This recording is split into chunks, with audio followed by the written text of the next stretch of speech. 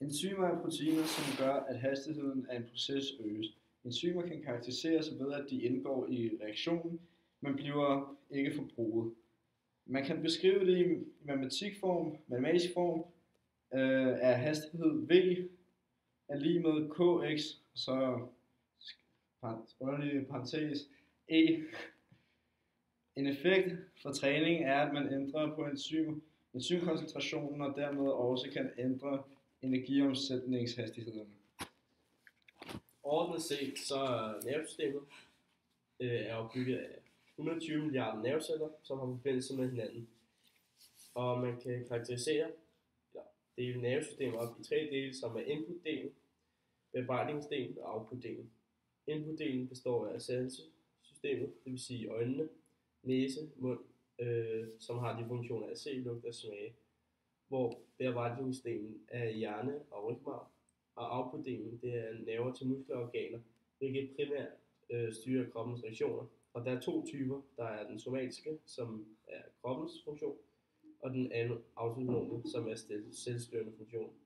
Den somatiske er i nervetrådet og skeletmuskulaturen, hvor den autonome derimod ikke er selvstyrende, men er den, som er at finde i nervetrådet med organer og blodkar.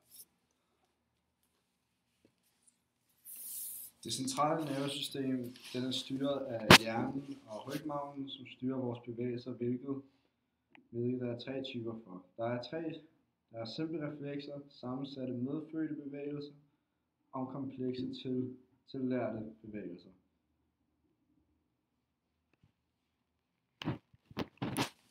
Og i figur 2,8, det autonome nervesystem, som er hernede, der kan vi så se sympatisk og parasympatisk.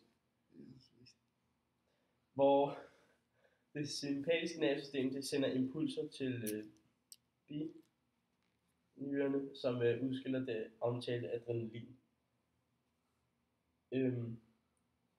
Og ved det parasympatiske nervesystem er det vigtigt for kroppens genopbygning som i form af restitutionsfasen.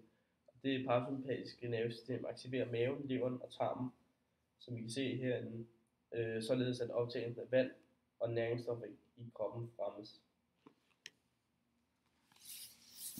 Nu glemte vi lige at snakke om figur 2.6, men det her viser et billede af det centrale nervesystem, hvor man så kan se, at sanseorganerne sender input til det centrale nervesystem, som er hjernen og rygmarven, og hvilket de sender så impulser eller outputtet til musklerne og organerne, hvilket gør, at ens muskler eller organer reagerer på diverse ting.